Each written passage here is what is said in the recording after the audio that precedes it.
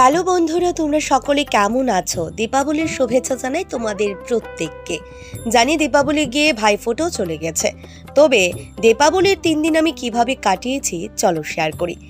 দীপাবলির দিন দুপুরে তো অফিস কমপ্লিট করে যখন বাড়ি এসেছি, এসেই দেখি বাড়িটা আলোয় আলোকিত হয়ে রয়েছে। মা, বাবা, ভাই আর বাড়ির আন্টিরা মিলে গোটা বাড়িটা সুন্দর করে সাজিয়েছিল, আর আমি তো সেটা দেখে একদম খুশি হয়ে গেছে। এত ব্যস্ততার পরও যখন এই সুন্দর সাজগোজ দেখেছিলাম, তখন আমি কিছু ভিডিও, কিছু ছবি নিয়েছিলাম। আর এগুলো নিতে নিতেই মা তারা শুরু করে দিয়েছিল প্রদীপ প্রজ্বলন। যেহেতু দীপাবলি বলে কথা, তো প্রদীপ তো একটু লাগাতেই হয়। মায়ে কিন্তু নিজের হাতেও কিছু প্রদীপ তৈরি করেছিল, তার আগের ভ্লগে তোমাদের সঙ্গে শেয়ার করেছে। তো সেই প্রদীপগুলো লাগিয়েছিল, সঙ্গে ক্যান্ডেল ছিল, আরও নানান কিছু তো ছিলই। আর গোটা বাড়িতে ছিল অনেক অনেক আলোর প্রতিভা। যাই হোক, দীপাবলি আর লক্ষ্মী পুজোর দিন যদি একটু আলো না থাকে বাড়িতে, তা কিন্তু ভালোই লাগে না। তোমাদের কার কার বাড়িতে বলো তো টুনি লাইট বা এরকম নানান ধরনের লাইট দিয়ে বাড়িটা সাজিয়েছ? তারপর মা এখানে কিছু ছবি তুলেছিল, মা বাবা তুলেছিল, বাড়ির সকলে মিলেই তুলেছিলাম। আমি সকালে বের হয়ে রাত প্রায় অনেকটাই হয়ে গিয়েছিল। প্রথমে ইন্ট্রোতে তোমরা দেখেছ আমার শরীরটা ভীষণভাবেই খারাপ ছিল। আমি না একটু কুয়াশা বা একটু রৌদ্র যদি উপভোগ করি, যদি সেখানে থাকি, তাহলে আমার শরীর খারাপ হতে থাকে। প্রতি মাসে 1-2 বার তো আমার হতেই থাকে জ্বর, সর্দি, কাশি। তো এগুলো এখন আর সহ্য হয় না। আর কত সহ্য করব? এখন আমার ভয়েস দেখেও তোমরা বুঝতে পারছো, প্রায় 4 থেকে 5 দিন হয়ে গেছে, এখনো আমার নিজের ভয়েস এবং শরীরটাও ঠিক হয়নি। যাই হোক, সমস্ত কিছুকে পেছনে ঠেলে আমিও কিন্তু দীপাবলির দিনটা বেশ মজা করেছিলাম। আর সেদিন যেহেতু দীপাবলি, তাই অনেকক্ষণ থেকেই কিন্তু আমার নিমন্ত্রণও ছিল, তবে আমার শরীরটা খারাপ থাকায় যাওয়ার আর ইচ্ছেই হচ্ছিল না। তারপর বান্ধবীর কথা ভেবে প্রথমেই চলে যাই আমার বান্ধবী কৃত্তিকার বাড়ির পুজোতে। তাদের বাড়ির মা কিন্তু স্থাপিত। সেখানকার মাকে দেখে যে কি ভালো লেগেছিল বলে ভাষায় প্রকাশ করার মতো না। তারপর আমার ফেস দেখে বুঝতেই পারছো খুবই ক্লান্ত। তারপর সবার সঙ্গে বসে একটু আড্ডা হই হুল্লোড় করে বান্ধবীদের অনেকদিন পর দেখেছিলাম। তবে যেহেতু দীপাবলি, অনেকেই আসতে পারছিল না সেদিন।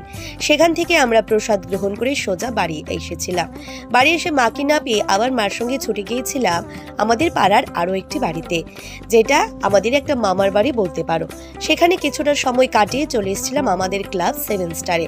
তারপর 7 স্টারে পূজায় আমি কিন্তু একদম ছোট না, যখন থেকে আমি এইখানে এসেছি, আমার নতুন বাড়িতে, তখন থেকেই আমি 7 স্টারে পূজায় আনন্দ উপভোগ করি। তো সেদিনও করেছিলাম।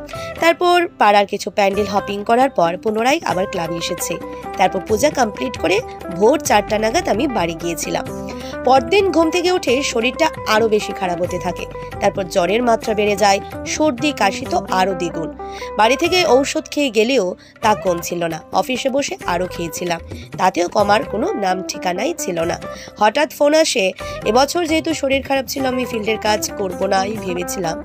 তবে হঠাৎ একটি বিশেষ অসুবিধের জন্য বা বিশেষ সমস্যার জন্য আমার ক্লায়েন্টের কাজটা, ক্লায়েন্ট নয়, আমার যে সহযোদ্ধা, ওনার কাজটা আমার নিজের করতে হয়েছিল।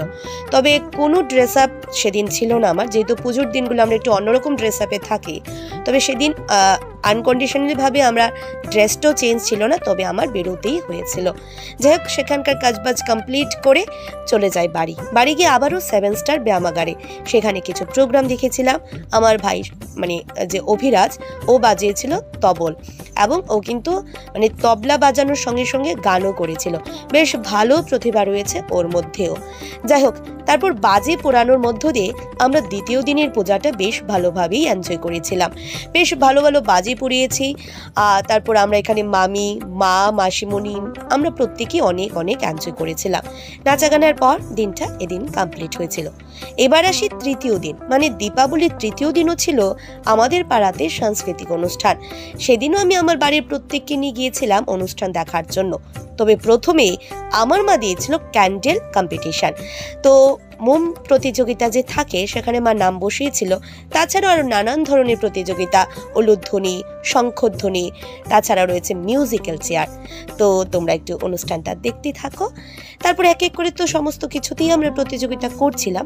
এবার শুরু হয় মিউজিক্যাল চেয়ার, যেটা আমি প্রতি বছর যদি উপস্থিত থাকি করেই থাকি। এবছর তার অন্যতা হয়নি। ওই দেখো প্রত্যেকে চেয়ার ধরায় কিন্তু ব্যস্ত, আর আমি নাচে ব্যস্ত। আমার কথা হচ্ছে খেলছি ঠিক আছে, তবে যদি একটু এনজয় না করি কি করে হয়।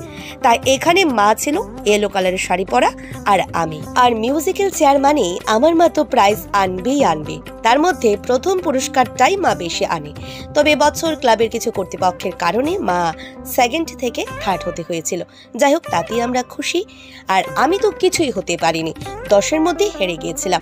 যাই হোক, আজকের মতো ভ্লগটা এই পর্যন্ত। তোমাদের কাছে কেমন লাগলো জানিও, তোমাদের দীপাবলি কেমন কেটেছে তাও জানিও। Tata, bye bye.